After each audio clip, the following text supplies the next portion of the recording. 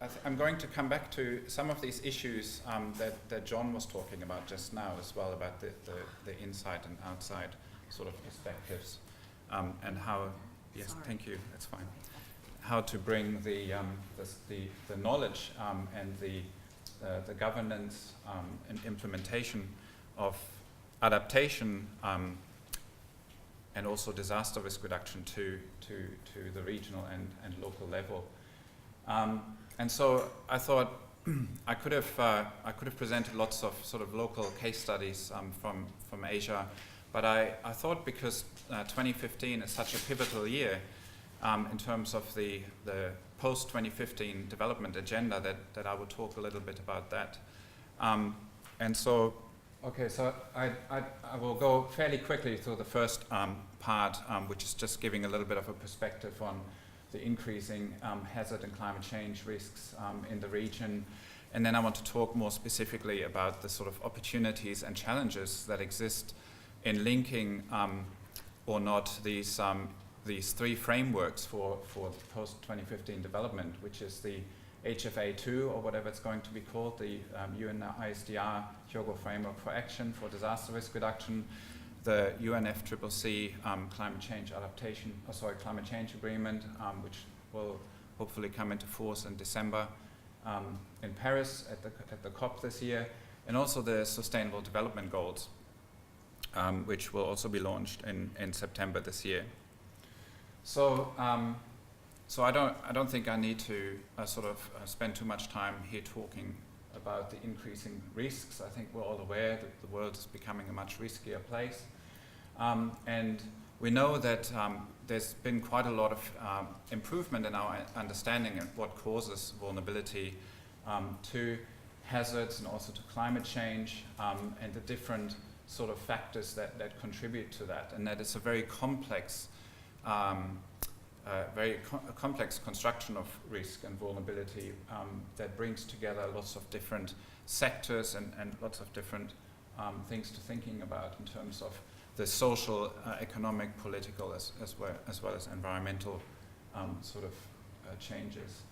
And then we know that new risks are arising, and in some parts of the world, in Asia in particular, also parts of Africa, risks are actually emerging and are being created much more quickly perhaps than we're able to deal with, at least with our present sort of framework and for disaster risk reduction, climate change adaptation.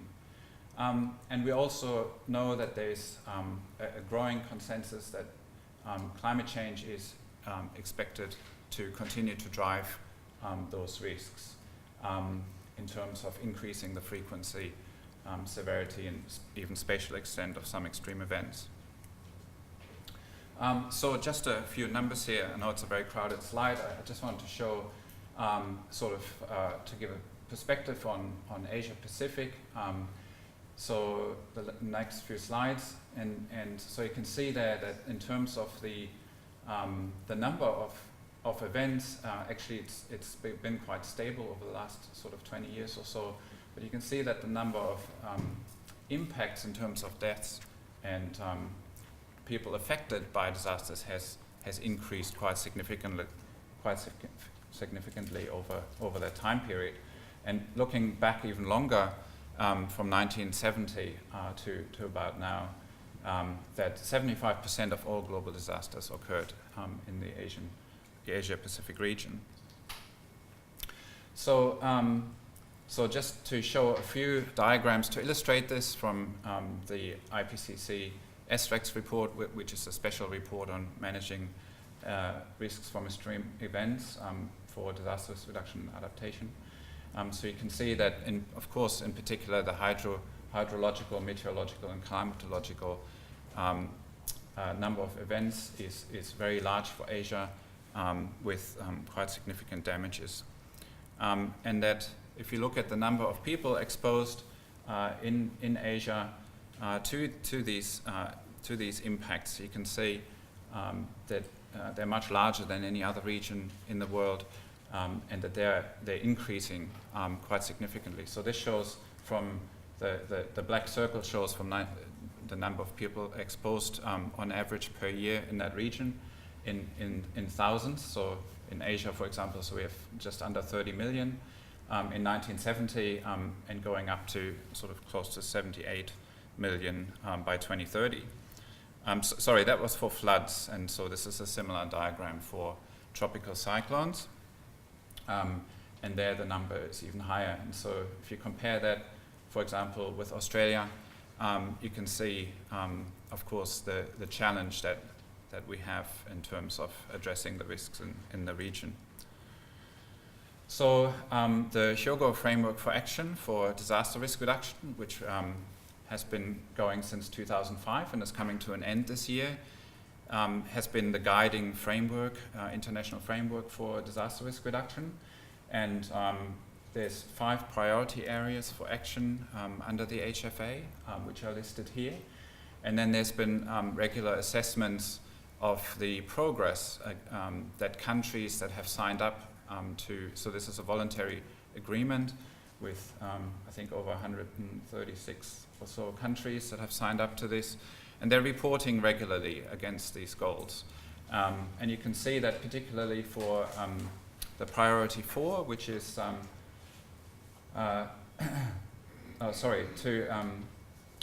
reduce the underlying risk factors, that in particularly there the progress has been fairly slow. And a ranking of 3 I put there just says that institutional commitment has been attained, but that achievements have not been comprehensive or substantial. So that shows us sort of the degree of progress, and this is one of the things that the HFA has sort of been criticized for quite substantially in its inability, in particular, to get political commitment to make disaster risk reduction a priority and to really get to the underlying causes of risk and of vulnerability and the drivers of risk. So the question then is, what will this post-2015 agenda bring? And so all of these UN mechanisms are being formulated as we speak, or there's been a lot of consultations globally, regionally, over the last few years, and these are being hammered out now. And actually, I'm going to Sendai and probably a few others in the room, to the World Conference on Disaster Risk Reduction next week, or starting on Saturday, where the HFA2 will be launched, which will then guide the next 10 years of disaster risk reduction work. And then we also have the Sustainable Development Goals and the climate change agenda. And so the question is, what are the opportunities here and what are the challenges in hopefully linking these processes to get the most effective sort of framework and implementation? So, so 2 things are really quite crucial here, and that is to link disaster risk reduction and adaptation in science, policy, and practice. And there's been quite a lot of work done in this area over the last few years, and we have a much better understanding now how the two areas of work are linked. And of course, as we said, climate-related disasters account for a large proportion of loss triggered by natural hazards. It is expected to increase climate and weather-related impacts. And I'm not quite sure whether we're there yet in terms of designing our risk assessments to take into account risks that are likely to occur under climate change in the future. So one of the other criticisms of the HFA has been basically that we've been dealing with focusing on existing risks more so than being more forward-looking to future risks that might occur because of these changes, climate change being one of them. And then the other crucial element of this is to link all of this with development. And really both adaptation work and as well as disaster risk reduction work need to be linked much more strongly with development. And this might seem sort of commonsensical, but actually the way in which a lot of this work has been done in the past is has been quite narrowly focused, particularly the disaster risk reduction work. Has been undertaken in a lot of, say, for example, national ministries, government agencies and other organizations as a fairly narrowly defined area of work that didn't necessarily cut across different sectors and integrate those considerations across the spectrum of development work. And even though it's been known for quite some time, of course, that recurring disasters can really quite significantly impact the development pathways of particularly the lesser developed or least developed countries. And that if we really were able to be much more effective in reducing these risks, that we could also sustain development, resilient development, economic development much more. And we also know that poorly planned development can increase vulnerability and exposure to hazards and climate change impact.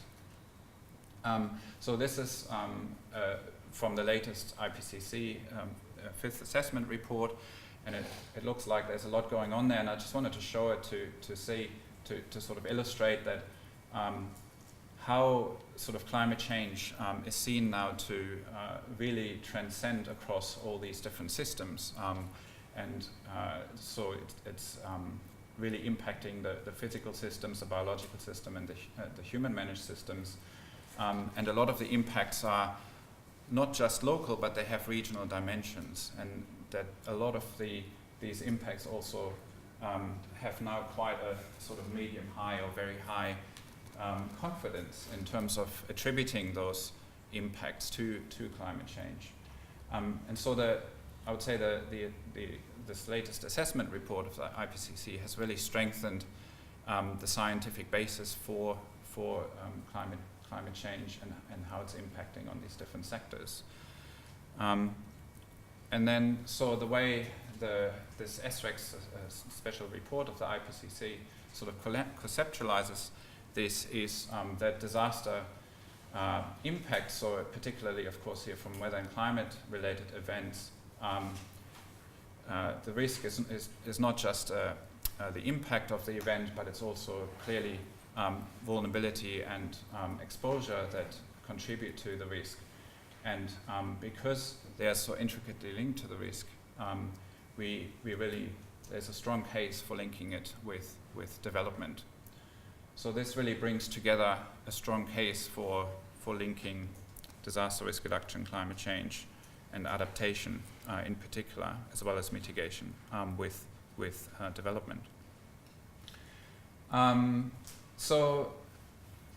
there have been quite a lot of challenges in trying to do this and trying to sort of link these different areas of work, because they are quite separate communities of research, policy and practice with their own institutions, with their own sort of funding streams, and they also have sort of different normative values and in part at least, even though there are a lot of synergies, of course, there's also some quite distinct differences in the three. And so bringing them together, or at least linking them in some way, has not been an easy task.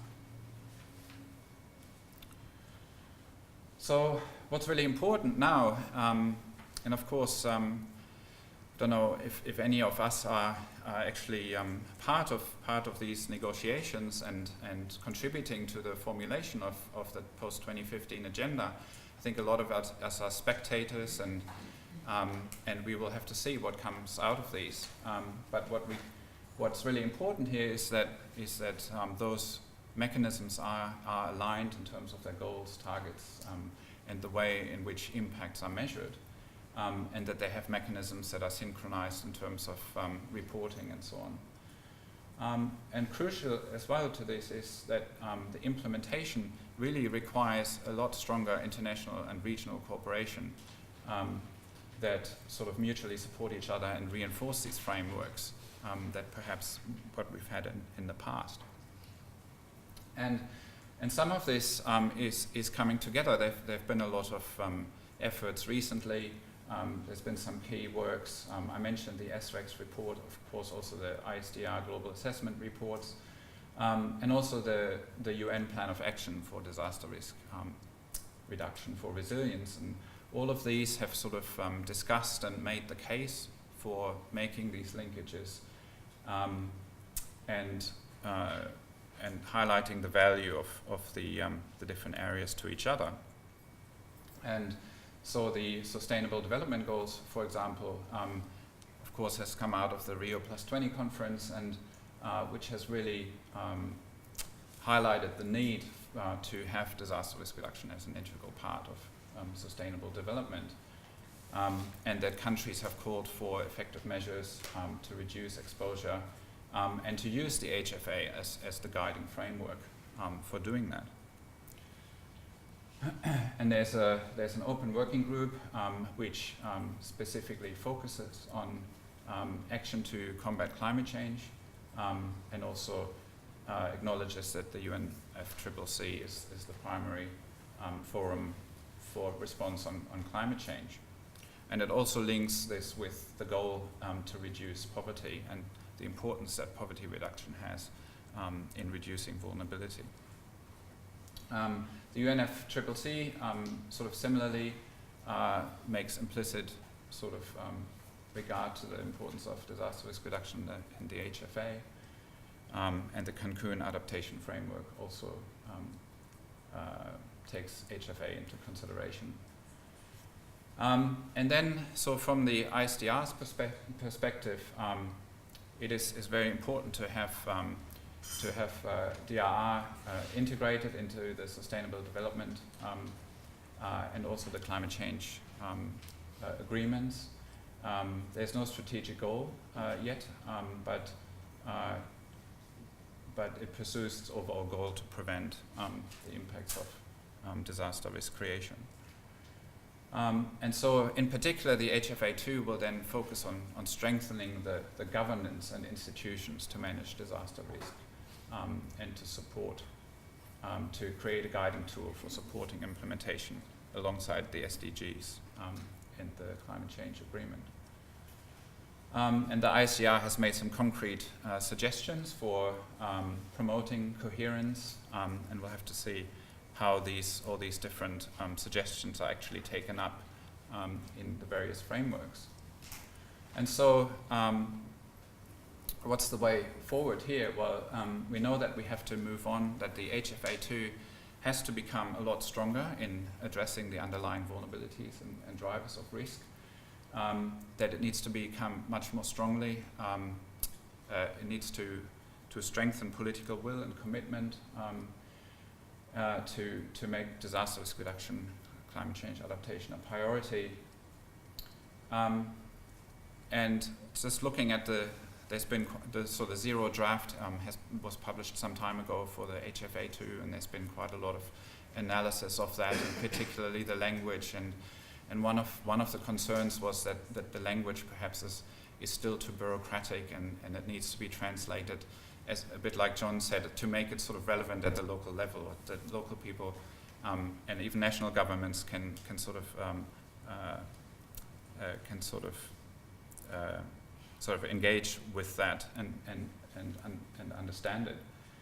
It is a very bureaucratic language.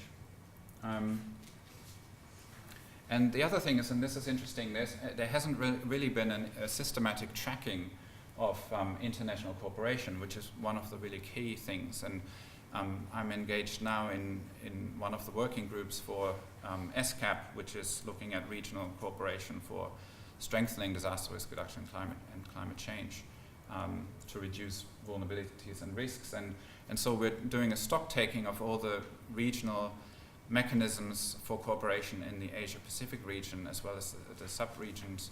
And there's a lot going on there, but it's very difficult to find information on how those mechanisms actually function, what sort of how they function, who is actually a member of those networks, and what they can achieve, and how you can measure progress in those. So there's a lot of scope for improvement there. And I'll end with this, because I'm coming up to my 20 minutes, and I'm getting some nervous glances from David, is that there's been quite a lot of, especially in the sort of review of scholars of these agendas, is that we need to really go from a resilience to more of a transformative way of thinking about these systems of governance. And whilst resilience already has a transformative element in it, I think the way a lot of, perhaps a lot of policymakers and practitioners understand it is that basically resilience building activities are done in order to establish, in order to protect sort of business as usual economic development, and that if we really want to achieve a reduction in vulnerability and risk, we need to have a much more radical change, a more transformative change in the way we do things.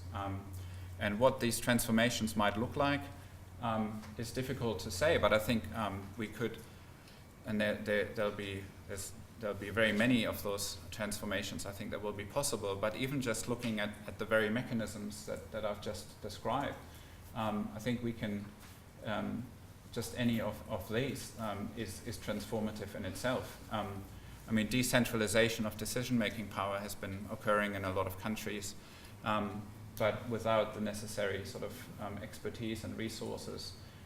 So if there was actually a commitment from the donors and from the national governments to devolve that decision-making power and also the resources for that, I think things would start to move in a good direction. And two other ones I think that are really important is funding. So we know that under the climate change agenda, there's a lot of funding available. Countries have committed to adaptation funds and as well as mitigation.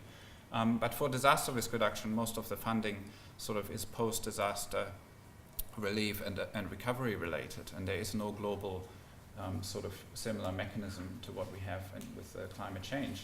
And it's similar, I think, with the science base and the science funding mechanisms, that if you look at the UNFCCC, IPCC scientific process, it's not just a start of pipe input and end of pipe sort of assessment, monitoring and evaluation, but it goes throughout all of the aspects of climate change work, whereas with disaster risk reduction, it is very different. It's a lot of organizations doing different things. It's not necessarily aligned with the HFA in this case. So I'll end there, and thank you very much for your attention. Thank you.